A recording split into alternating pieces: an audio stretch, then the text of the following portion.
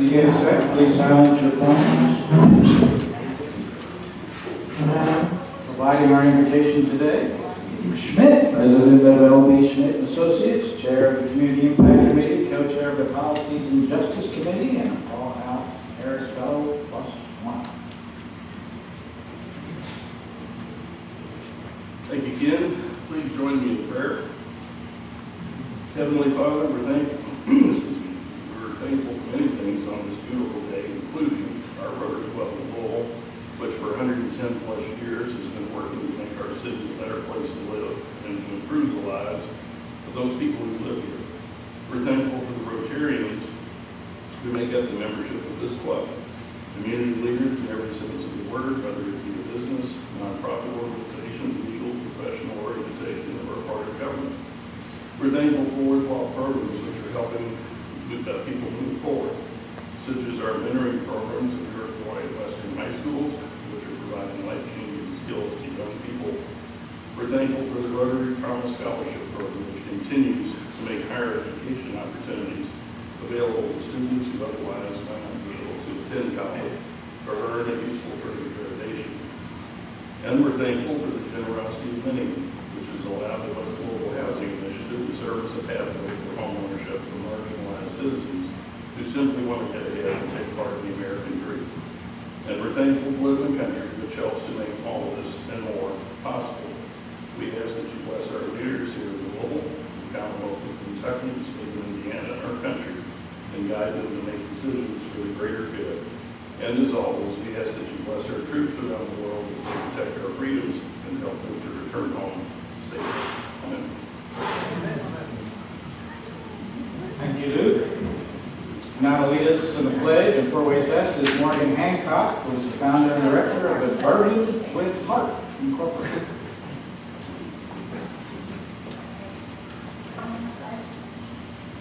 Allegiance to the flag of the United States of America and to the republic for which it stands, one nation, under God, indivisible, with liberty and justice for all. Is it true? Is it fair to all concerned? Will it build goodwill and better friendships? Will it be beneficial to all concerned? Thank you, Morgan. All right. If you have a guest, please come up. Introduce yourself first. Then your guest, give his name, title, organization, and address. Please stand and introduce. That's all you. My name is Gil Holland. My guest is Doug Grissom. Moved here about a year ago from Chicago. Very involved in the local business and scene.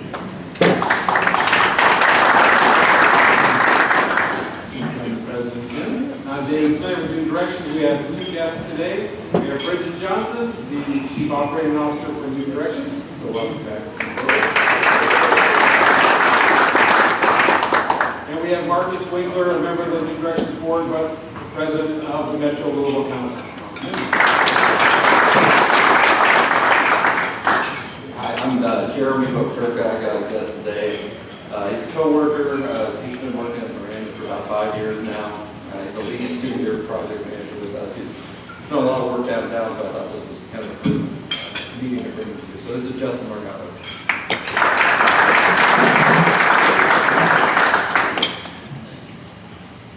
Yes, you're welcome to see Rick Harnan on the What is Rotary table. That's Rick, and that's the table. Come back. Brief meeting afterwards. We'd always love you to consider joining us. Several Rotarians were recently in the spotlight. Congratulations to Larry Sloan, who was quoted in the Louisville Public Media article about park services and reductions. Rotarian Tawana Bain and many other women were in the spotlight at today's Women Most Admired Woman event. Rotarian D. Transwife. Dee Hong was the winner in the entrepreneurship category. Rotarian Erica Fields-White Patience was the finalist in the style category, and Rotarian Morgan Hancock was the finalist in the arts category. Morgan will also be competing Saturday in the Let's Dance Global competition at downtown Marriott. Being Viennese waltz. Sorry. That's the hard one. If you haven't been to this event, it's a tremendous event. And, raises funds for feet. My neighbor, which helps those hungry and homeless. It's a really terrific event. Also in the spotlight, Kristen Bird, Kim Howell-Bauer, and Cynthia Napak. They'll be featured speakers at the Kentucky Chamber 4th Annual Women's Summit. That's June 26th in Lexington. For many years, our club has supplied volunteers to the New Directions Housing Corp Repair Affair program, which helps disabled and elderly homeowners with tasks such as yard cleanup, minor repairs, exterior painting, and the like. It's always fun to do it. We need a few more volunteers for this Saturday, June 15th, so see David for details to sign up. And you can join your fellow Rotarians on a group trip to November 1st through 9th. $3,899 a person, includes hotels, meals, day trips, airfare from Louisville. Details are in Sparks. There's an article there about it. And Kent Euler is contact if you want more information. I'd like to invite to the podium Dan Hartledge, the principal of Guthrie Mays Public Relations and Club Director, to introduce today's speaker.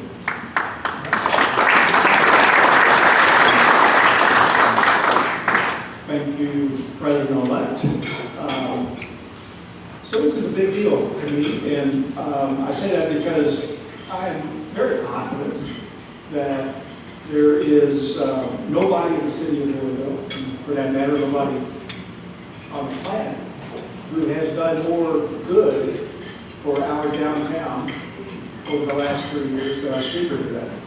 And as a long-time downtown business owner, long-time downtown business resident as well, and the board member of the Louisville Downtown Development Corporation. I've seen Rebecca Fleischaker in action a lot.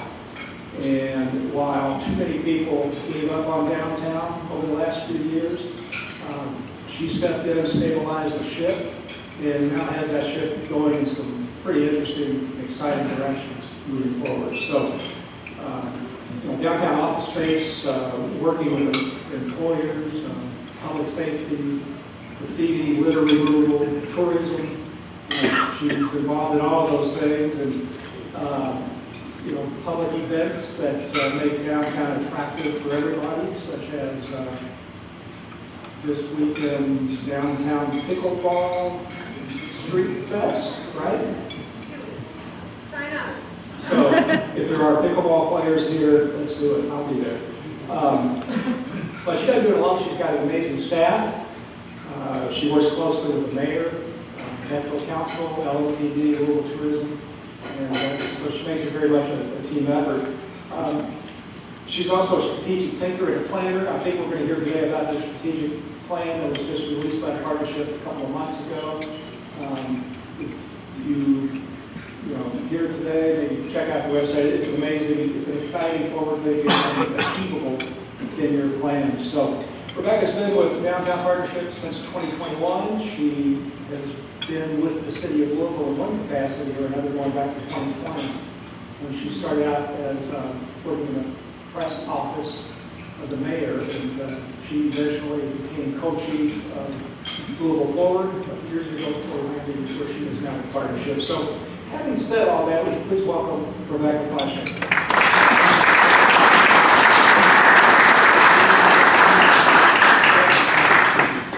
Well, that's embarrassing. Thank you. All right, so just as a little bit of background before I really get into it, I just want to tell you who we are. Louisville Downtown Partnership is an umbrella organization. We're made up of two different entities, two major entities, two sides of the house. One is Downtown Development Corporation, as Dan mentioned, he's on that board. 100% private nonprofit, looking at the strategic vision, higher level thinking, advocacy, policy. And the other is quasi-governmental management district, which is the more visible, boots on the ground, ambassadors and orange shirts that work on really the clean and safe, initiatives.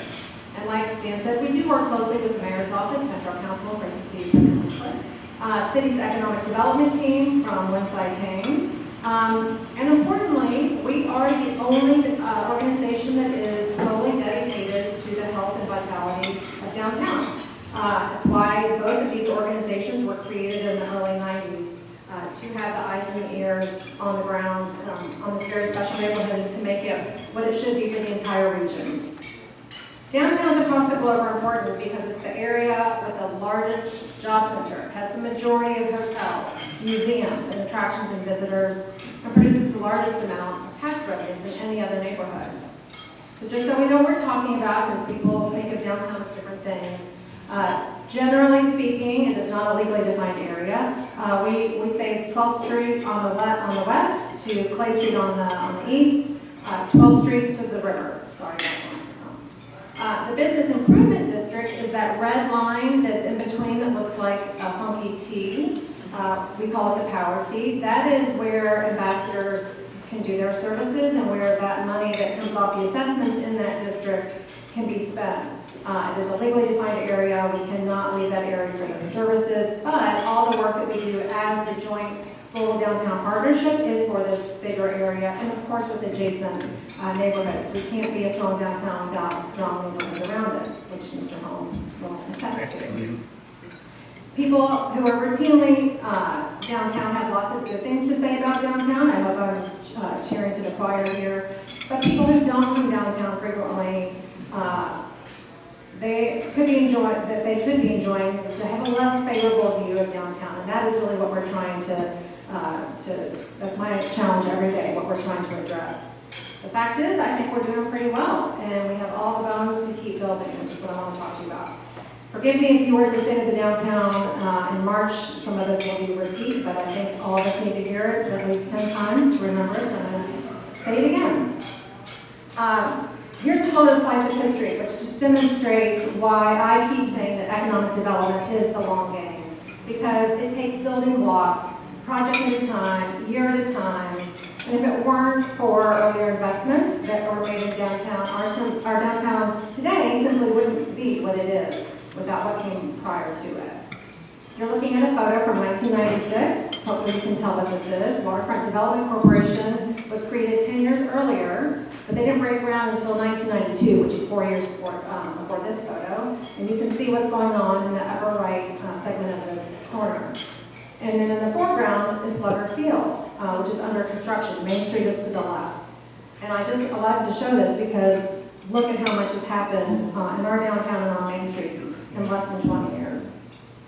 Also, looking at a series of maps, this shows the history of investment made in downtown since 1990. Every 5 years, these maps show new projects that follow previous foundational investments, which pave the way for different ways of thinking about the built environment and what people want, which is why our organization started doing a downtown strategy every 10 years to help understand what the community wants its downtown to look and feel like. And I think seeing those blocks fill in with color is pretty cool, and we're still going. So in the 4 years since COVID, we're doing okay. We've been doing an economic impact report for 3 years now. You can find this on our website. We know that since 2021, property values are up, tourism is up, and investment is up. In fact, there is $1.5 billion of investment either underway or announced right now, which is double the figure in 2019. And we keep comparing ourselves to 2019, and I just want to ask why, because we are doing better. $768 million in total investment in 2019 compared to $1.5 billion in total investment in 2023. I think that shows tremendous activity. These account for large public infrastructure projects, housing, hotels, and attractions. And this tells us that there are a whole lot of people who believe in downtown, who are willing to bet on it because they know its importance and relevance to the entire region, and they're willing to risk their dollars and their time because it pays off.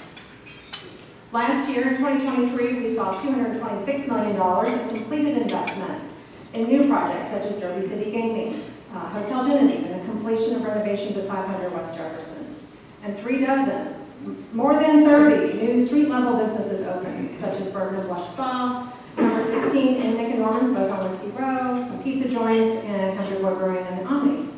And we're halfway through 2024, and already 20 businesses have opened. The Misfit, I Love Tacos, Paxton's Men's Clothing, Industrial Rack, and there are more. But wait, there's more. And then there are more projects getting ready to open. Kennedy by Hilton is a new hotel at 2nd and Market, new steak and bourbon at 4th and Market, and a handful of new bourbon experiences. 2 expansions at Angel Committee Rabbit Hole and Monk's Boiler House, which is about to open any day. Bob Dylan's Heaven's Door for Sweet Spirits. Things are happening. It takes this kind of momentum to know that people have confidence. One of the challenges we are facing that Louisville Downtown Partnership doesn't have direct control over, but impacts everything we do, is the numbers of people suffering from drug addiction and mental illness, and how those numbers are up in cities all across the country. And we see that number on our streets every day.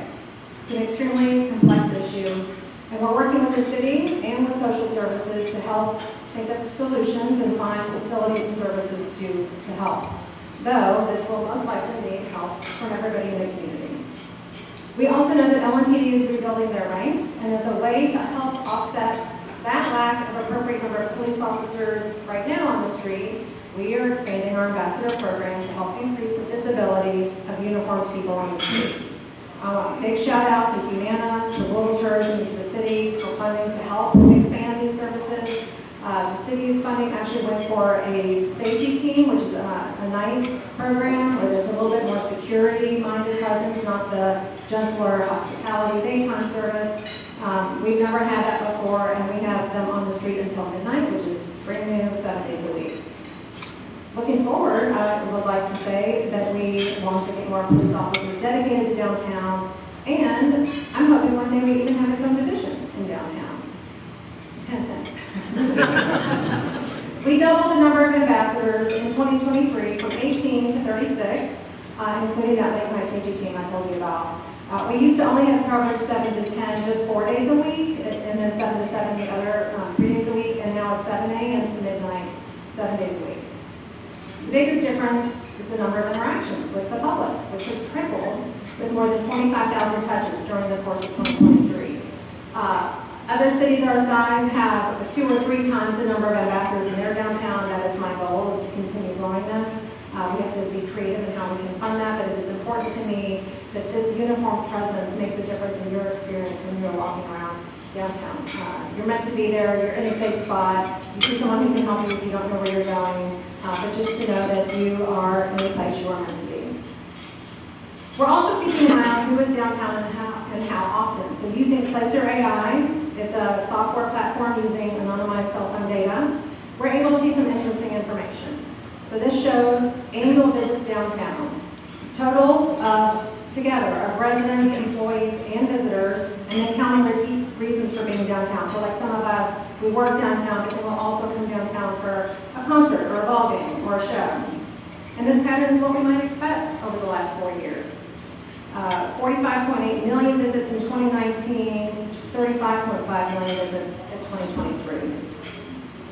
This next slide breaks down that annual number into quarters, which shows actual number of people and counting them just one time. And we can see that we're getting closer to 2019 in certain quarters, in particular the second quarter, which I'm guessing is thanks to Derby, with almost 26,000 people in 2019 and 23,500 people in 2023. And then, I love this one, when you look at unique visits to downtown, that trend line reverses, and our numbers shoot way up because of people who are coming here. Approximately 3,100 people per day in the best quarter of 2019, and an average of 45 people a day in the last quarter of 2023. And this is what we've been saying for a while. Tourism is not only as good as pre-COVID, but it is better. And I think that's in thanks to Bourbon. We also wanted to take a look at which days of the week we were seeing people. Looking at average visits per weekday. This also shows all visits, including repeat visits by all members. And I really was expecting to see a peak in the middle of the week, just because I know that's when there are more people in the office. And while you do see that, it's really Wednesdays through Thursdays that seem to be the most populous days. Comparing the first graph in 2019 to the second one in 2023, it's about the same pattern and shape, just more people. 147,000 people on Fridays in 2019, and about 115,000 people in 2023. which incidentally, that difference is about the same amount less of employees in downtown during the workday. Lastly, the tax revenues that are generated in downtown are the largest total taxes generated from any one neighborhood in our city. Between property taxes, occupational taxes, sales taxes, they amount to nearly $159 generated out of downtown. And the good news is that most of this, not the sales tax, but most of this the tax revenue helps to pay for metro services all over the city. And this is what we mean when we say you have to have a strong downtown to have a strong city. And I do know, I will just say, there is a difference in how some people in the state legislature are counting occupational taxes. It is not based on where you live, it is based on where you work, because it is your company who's paying those. And that's an important distinction to make, because no matter where you live and how much you make, where you're earning is where you count it, and that's downtown.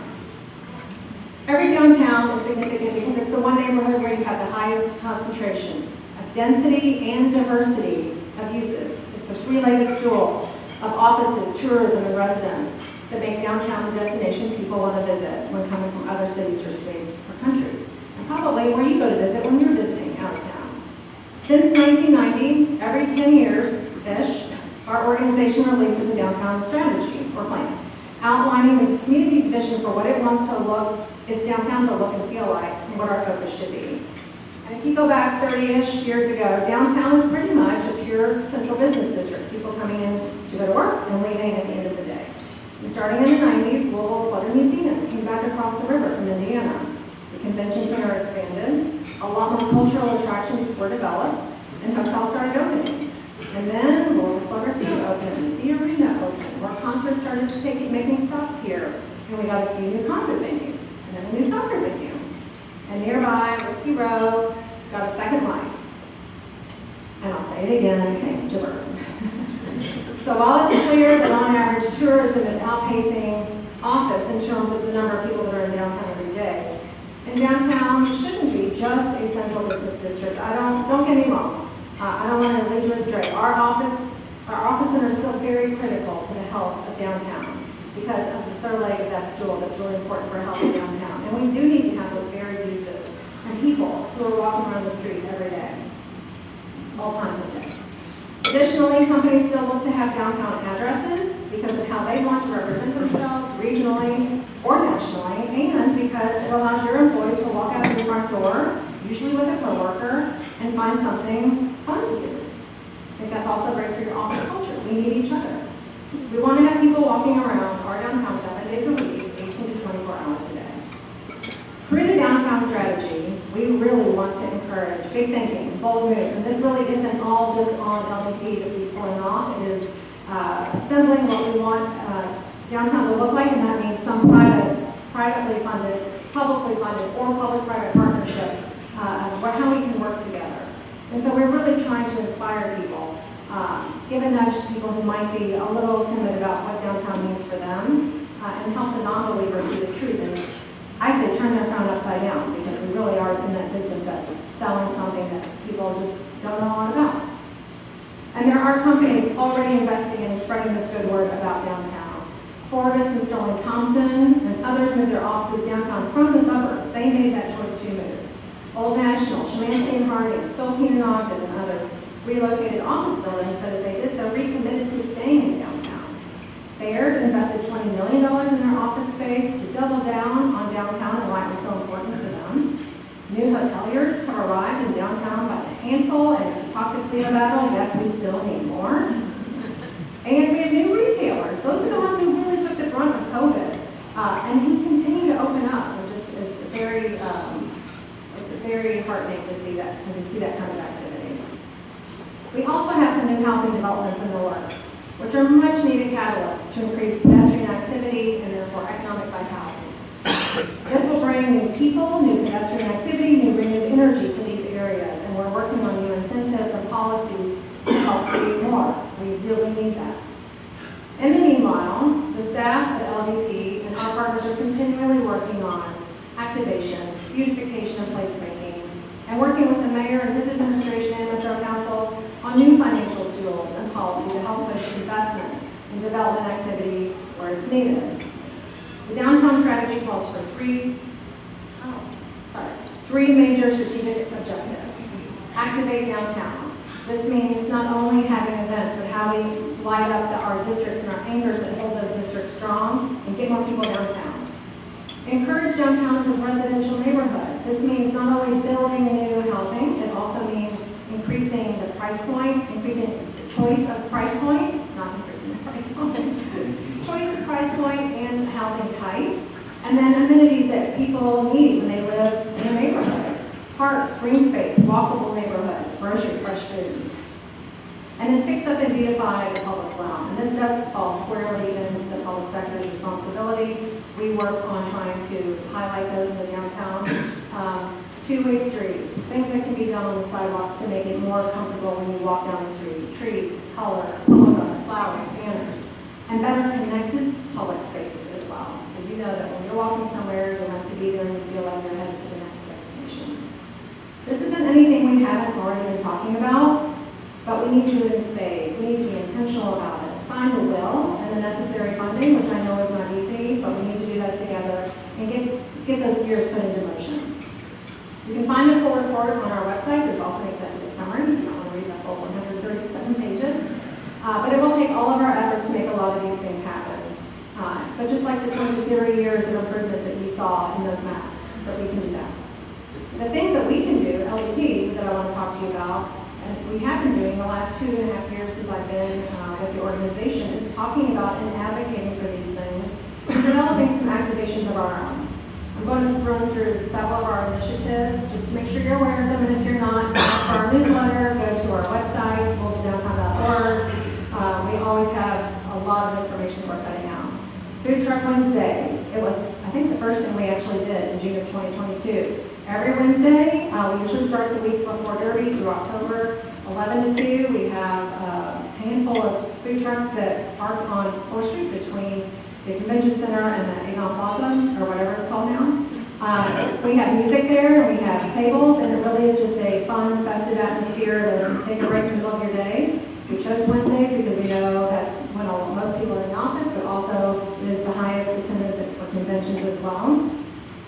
Cyclovia, we just had, there it is. Cyclovia, we just had it last week. It was on 4th Street. So many things. Where we close the street to vehicular traffic, and then we open it up to walkers, dancers, skaters, bikers, whatever you want to do so that you're experiencing the street in a different way. We have a lot of roadway. They're very wide roads. You'll also hear people talking about this all the time, to get people in and out of downtown as fast as you can. And how can we look at a road in a different way? We did it for 2 years on Main Street. We moved to 4th Street for a different experience. Not sure what we're going to do next year. But it's just fun to get out and see things from a different perspective walking down the Mill Street. Baird Urban Sports Parks, I don't know if anyone from Baird is here, but they helped us open up and paint pickleball courts and a wiffle field on the old repurposed site, which is also the former Museum Plaza site. We have leagues there every spring and fall, and open play where you can bring your own racket and go there anytime, any day, Monday through Saturday, so not Sunday, 10 a.m. to 8. Just go there and play. We want you to experience this very cool urban setting where you don't get to play pickleball in a setting like this anywhere else. It's very unique. And that's part of what we're trying to do, is highlight the unique areas of downtown that you get to experience, that you can't experience anywhere else. That's why our downtown is so unique. Downtown Drive-In, this is where we use the Downtown Cinebus, which is a refurbished ambulance, to show movies on an inflatable screen right in Waterfront Park's amphitheater. It's a beautiful setting right on the river, and honestly, we're getting hundreds of people who show up. I think we had 500 people show up to Barbie last weekend. Sandlot is showing tomorrow night. You should come. It'll be fun. Happy Hour. This is a new-ish event. We rebranded our night market, and we've added live music to it. And we've also moved it from 4th Street to the plaza, again, unnamed plaza. But it is a chance to, you can shop local. There is an artisan market there. But grab a drink, alcoholic or not, listen to the music, come right after work, stay a minute, or if you're on your way to dinner, come there just to do something and be in the place again. You don't get to hear music bouncing off the walls of the big buildings. It's really, really, really fun. New this year, this is what Dan was saying, the last weekend in June, we are having a street Street Fest with a pickleball tournament. Open play on Saturday with clinics. If you don't know how to play as a beginner, we're really encouraging beginners and intermediate. Number one, because it's not on a great surface, it is Jefferson Street, which is a fun surface, but if you're competitive, you probably will not like it. But we will have 30 to 50 vendors, we'll have music, we'll have exhibition games played by celebrities, local TV and radio celebrities, and it'll just be a fun time in the middle, again, of a street that you don't normally get to play in or walk in, so come down if you can. And then the last event that we did, this was new last year, wildly successful. It's downtown's Oktoberfest called Steins on Main. It's in the Reporter site again. We're going to move it up to Main Street next year, but we're growing it. We have almost 20 breweries, did a lot of programming around German costuming and games. Educated myself, even though my last name's Fleischaker, things I did not know that you do for Oktoberfest. So it's been fun. And then also what the downtown strategy calls for is more placemaking and more enhancing of the public realm. It's also a nice dovetail with the mayor's Growing Global Together economic development strategy. Their number one pillar is investing in quality of place, which is the same thing. And why that's important is because you want to feel like you're in a place that is meant to be inhabited and that can be activated and is beautiful. And I want you to be there because it's unique to you and you know that you're in Louisville when you're in that space and that you can tell through a picture or your friends that you have a cool space that you want to show off, because when you go to other cities, that's what you're looking for too. So City Spots is a program that came out of Band Fellows 2 years ago. We adopted it. We are now running that program, so it lives on. The first one was at 5th and Jefferson, which is the top left picture. It is as simple as painting the ground and putting some chairs and umbrellas down. I pass it almost every day, and it is used, and it is very heartwarming to see people just sitting down, having lunch. I've seen people having meetings there.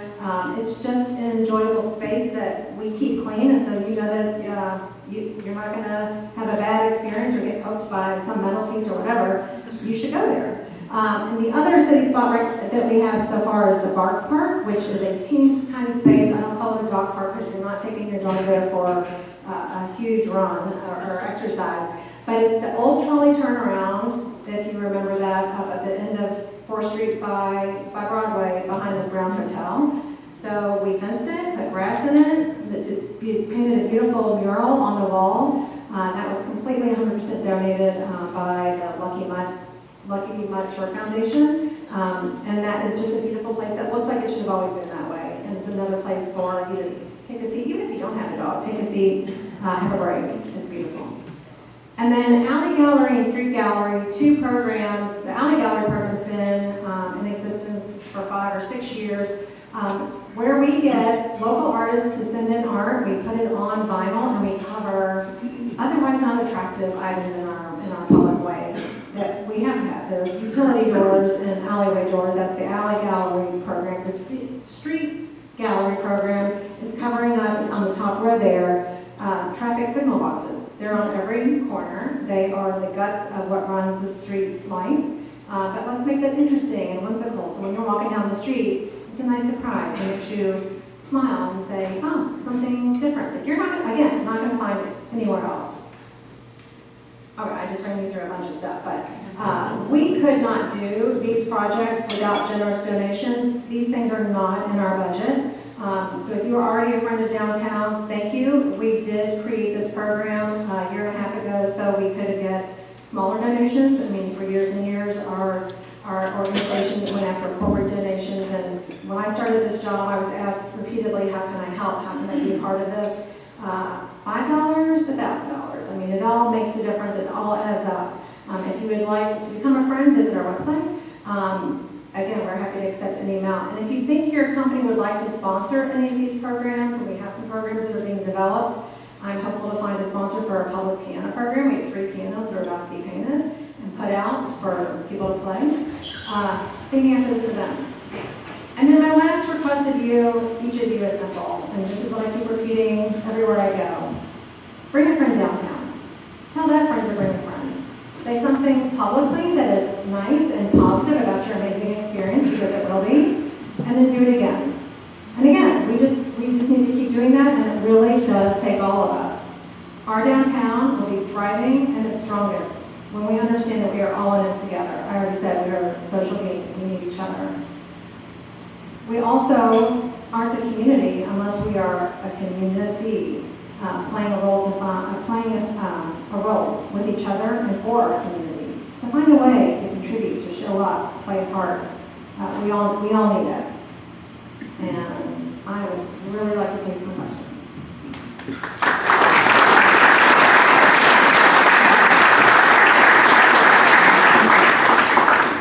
Come up here and ask questions, or you can shout from the back.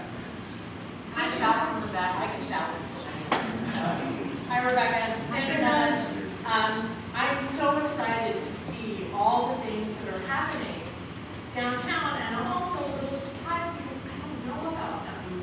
Can you talk a little bit about maybe what's in your strategic plan to get the word out so that we have, I mean, the ambassador program is fabulous to get people who live here and are afraid of downtown, maybe encourage them to come downtown. Yeah. How are you going to get this information out to the community so people like me can get excited and bring my friends to Yeah. these things? That's a great question, because I think one of the hardest things that any of us have to do when you're trying to market is where do you find people?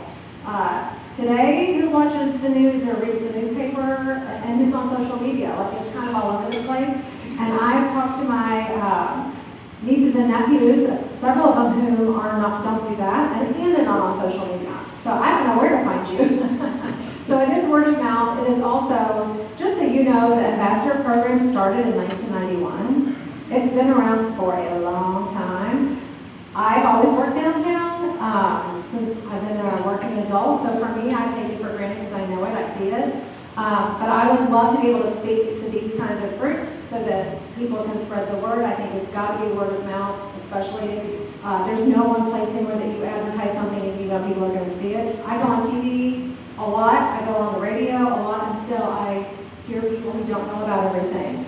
Sign up for our newsletter. That's the biggest thing you can do. We try to highlight everything we're doing without making it too overwhelming. We send out a monthly newsletter. And we also have a lot of information on our website that explains what we're doing. But we do have a weekly events blast as well, which you can sign up for separately. So if you change your mind and unsubscribe, you don't unsubscribe to both. That's really important. Because during COVID, Mayor Fisher brought together a team, a downtown revitalization team. And some of you may have been on that. It was 100 people from the stakeholder community, residents, businesses, attractions, venues, cultural attractions. And one of the things that we heard was that there's no one place to know what's going on, what the events are that are happening in downtown. So I wasn't in this position yet, but we created a website where we scrape the World Wide Web looking for events in downtown Louisville. And they're all there. But it is a little overwhelming when you go to it. So when I started, we broke it down and sent out weekly emails just for what's coming up in the next week, just to break it down a little bit more digestible for you. But you got to come looking for us too. We're trying. It is really going to be how many dollars we have to spend to get it out there, but also me and our team getting out there and speaking about it, and you sharing what you hear. I don't know if that is what you want to hear. At yesterday's Louisville Forum, we heard about a major legislative one-time appropriation for downtown. Can you talk a little bit about where that's going to go and what the plan is? Yes, well, kind of. So the state did allocate $100 million for downtown Louisville. The mayor has not yet decided how to break that down, but it did assign 6 particular projects to be split among that into that $100 million. We'll see if I can do it. I might ask you for help. LouMed, which is the medical district, and by the way, I should mention that is part of downtown and an unbelievably undersung asset to our city. $650 million of investment recently made there, and they're going through rebranding, and they've hired their own ambassador team because it's outside of our business improvement district. All right, so LouMed, that's infrastructure. Louisville Gardens, this would be money to finish off what's already been announced, which is downstage and production studio, which would be amazing because when the state introduced its film incentives, there was no place to do this kind of production in Kentucky, so this will get a lot of attention and business. Office to residential conversion, though it's called vacant building, something fund.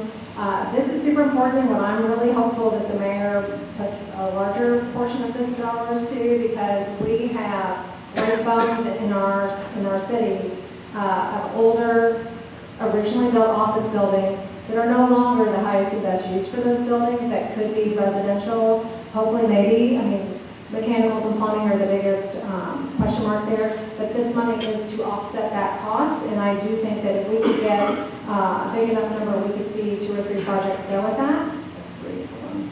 Community Care Campus. This is a square block on the south side of Broadway that will house Volunteers of America won the RFP for operations of it, and it will house some respite care, some affordable housing, some transitional care, which is much needed. We need more, by the way. Arthur Street Hotel, 100% privately funded for transitional shelters.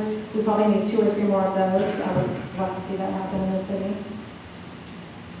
That's for Belvedere. I could forget that. Mayor's loves Belvedere. That probably will be the other bigger ticket item if I were to guess in this list.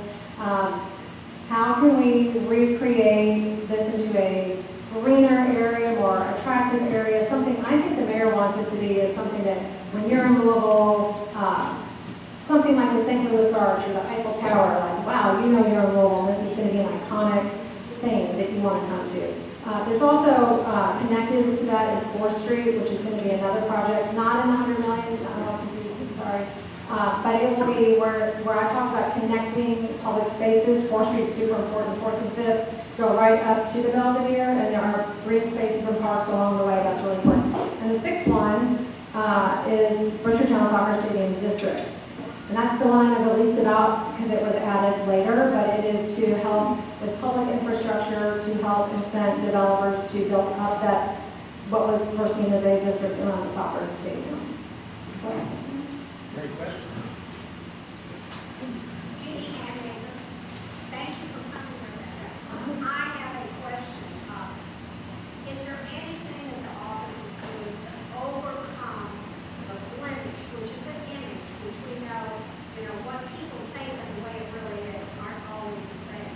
But in real estate, once we had the Breonna Taylor, it was fleet. The doctors that I had put downtown called me the next morning and said, I've got the movers coming tomorrow, put it on the market. So how can we overcome, all the things you're doing are great, it's wonderful, but is anything in the office really done to promote Louisville, downtown Louisville as a great place to live, as a safe place, as that? Any focus on real estate, please? I mean, it's all a focus on real estate. What I'm hearing is it's not enough, but part of what we have to do is create the environment, create that setting. So that is why we're doing public realm improvements and why we are putting on events and activations. The ambassadors really are the most visible, I'm not going to say easy because it's not easy, but lowest hanging fruit that we can say, if we get more money, we can put more uniformed people on the street. Because I think to Sandra's point, when you see that, you feel safer. It makes somebody who knows that they want to come downtown but they're not sure if they should, feel like, okay, this is the place I'm meant to be. And as long as you see somebody that's in uniform. By the way, they did not have arrest powers or carry guns, but it really is just that uniform presence. I think real estate is what happens because of real estate development, is what happens because of all of these things. I feel like we're at this point where we have been pushing this kind of up the hill. I feel like a lot of momentum. There are companies that have already moved downtown. We're getting these tools that we need from the city and the state, and now we're working on a couple of really healthy pipelines of projects that are going to happen. The city put out for RFP 3 city-owned properties in downtown. I believe development begets development. So when those 3 start to happen, one probably sooner than the other 2, things will happen around them. And I do think we love to think that's human nature. Oh, what's going to happen there? And I want to be near that or next to that. And I do hope that starts to turn people's mindset and perspective about downtown, because there is enough of us, hopefully collectively, in this room believe in downtown, and not only just do you support it from afar, but that you're using it, and you're in it, and you can take pictures, and you can show it, and talk about it. And that's why I say it's going to take all of us, because there aren't enough people yet to say, we're coming, and if we start to build, I think they will come.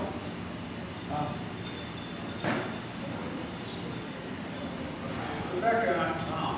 And first of all, I want to say thank you.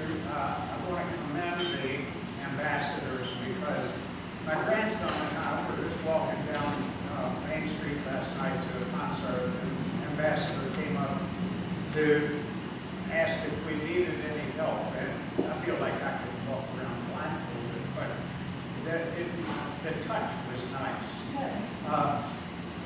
This may not be directly under the purview of your organization, but I don't think I'm the only person concerned about the apparent reuse of the Humana building. Can you talk about that? Sure. I do think it is a big question mark. It is reason for concern, however, I will say it's also reason to take an opportunity and turn it into something. The question mark is, we don't know what it can be yet. So I do know that the city is working with an engineer to go look at the floor plates to see how, if, cost of redeveloping it is. Humana and the city are still talking about what's going to happen to it. Humana owns it, so that's decision number one. But I think it's a beautiful, iconic building. I think we're lucky to have that building. I'm hoping that whatever it's not a structural issue, it's a code issue, as I've been explained, can be overcome. I think it's expensive. But with Humana's help, I expect it to be a really nice address for something. I don't know what. I don't want to pretend like I know what. Nobody knows anything at this point. But I do think it's a really good opportunity. Humana leaving it is not super surprising because they've been downsizing their not numbers of people, but working from home since before COVID. They're not leaving downtown. I do want to be super clear about that. They're moving 3 blocks to the east. But they are just consolidating their people. So to me, it's not any less people than they already were. Like, no bad news there, just a business decision. However, we now have a building that we need to figure out. Alex Bridges, thanks for being here today.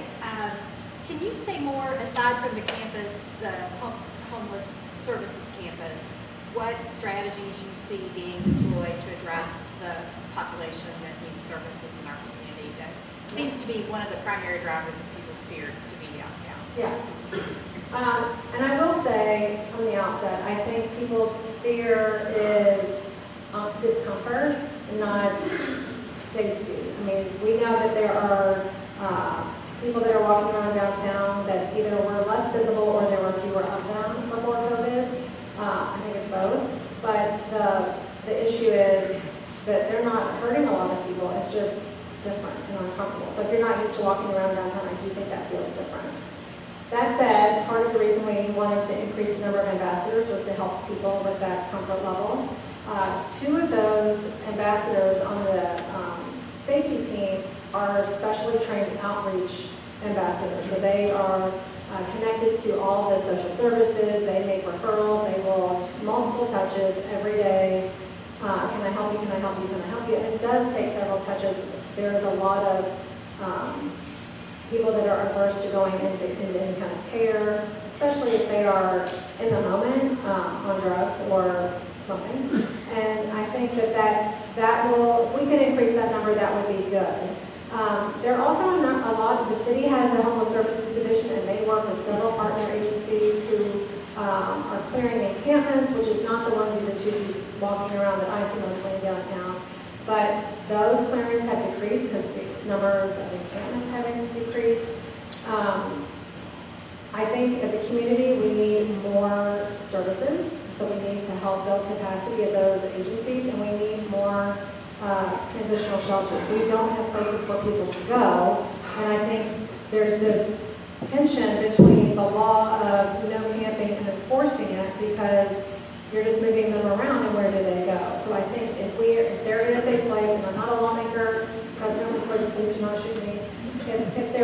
are places for people to go, could we then readdress and relook at what the laws are on the books and whether we can enforce it? And there's also the question of having enough people to enforce those laws.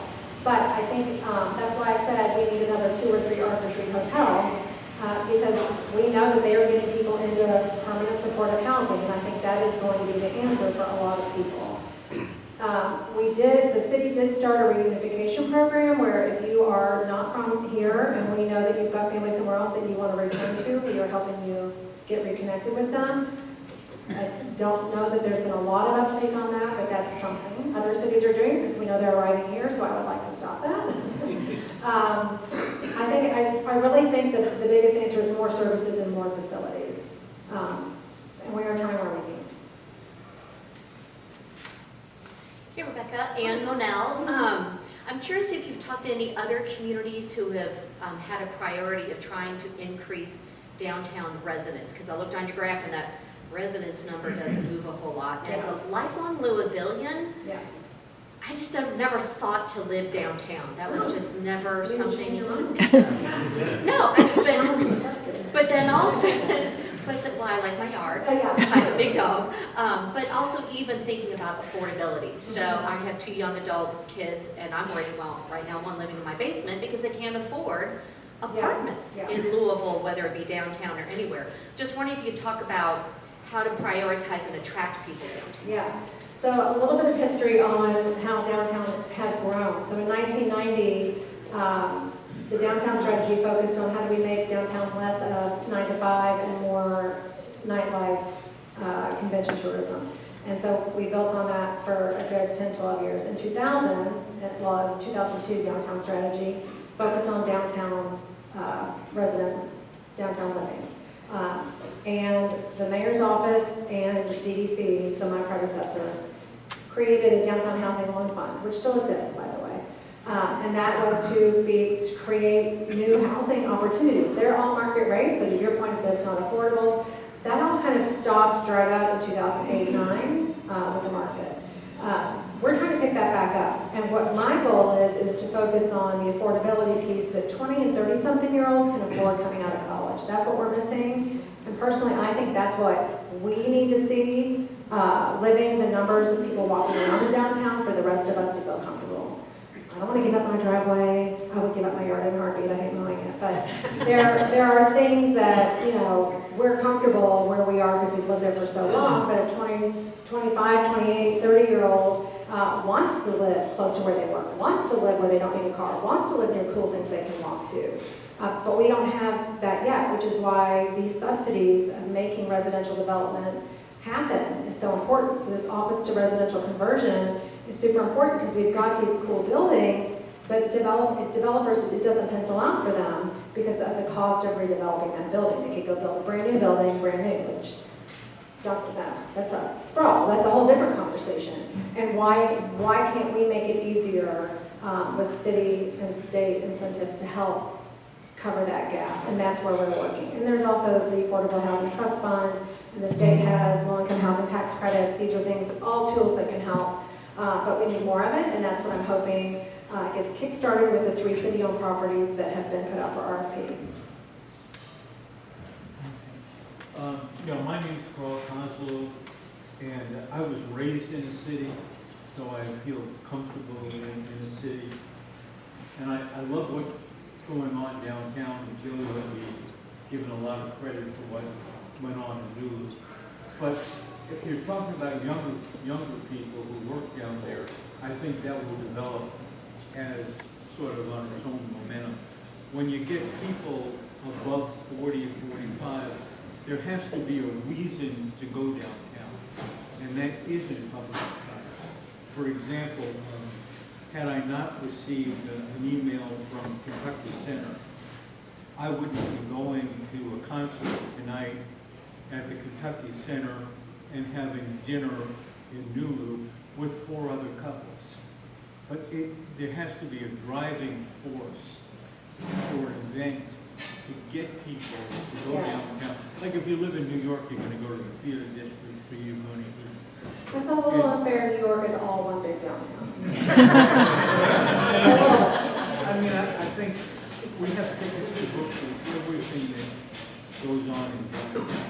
I don't know how you go about getting that word out to the middle-aged or not the younger people who are going to be driven to, because there's a lot of old farts like me who need a reason to go downtown and then go to do something. Well, I will be sure to send Kim Baker a thank you for the email that you got. She's president of Kentucky Center, Kentucky Performing Arts. But I also think that we talk about downtown having the most attractions, cultural attractions and venues than any other neighborhood. And the reason they're downtown is because that's where you show off your culture. That's where you show off who Louisville is to the world. That's why urbanism is really kicked off in downtown. But to your point, how do you find out about it? And I think that is on all of us. It's on our website. They can send out emails and ticket information, but we got to meet halfway. We got to go looking for it too. Question? Sorry, go ahead. Last question. It'll be quick, I promise. All right. So, hey, Rebecca, thank you for speaking with us today. I'm Aaron McGahee, Rhinox Research Group. So I do private security and I teach active shooter training to companies to upskill their staff. And I know you talked a lot about the concern of safety in downtown and how there's a feel of unease. And I know we have the ambassador program, and just to let you know my background, I'm coming out of the United States Air Force where I specialized in counterinsurgency and anti-terrorism, and I was military police. And so how willing is the organization to partner with a private security team, private security company, and pair them with your ambassadors so that, one, you get individuals who are there, they're friendly, they're there to help, but then you also have an element, because I know we have a huge issue in manpower with policing right now, especially downtown, but giving you a little bit of some enforcement capabilities with that, welcome handshake to individuals who are deciding whether or not they should come back to them. Two quick answers. I think that would have to be a conversation with the LMPD and us. And the second one is funding. Sounds expensive. It sounds nice, but it sounds expensive. I don't think we're against it, but I also don't want people to think that we're a police state in downtown and that if you see too many security guards walking around, what does that mean? It has to be a balance, but I'm not opposed to it. And I did want to mention really quick to the point of how do we get the word out. So this is going to be recorded, and I would encourage you to go to our YouTube channel and share this presentation with all of your networks. And also I had up on the screen the information about becoming a friend of downtown. I am a friend of downtown. I encourage you to be. You can be that for any amount, any donation amount, and then you get emails about wonderful events like we got to do an insider tour of Derby City Gaming, and I know there was another one just recently that I couldn't attend, but you get the emails about super opportunities as a friend of downtown, so I encourage you guys to do that. Well, thank you, Rebecca. Great presentation.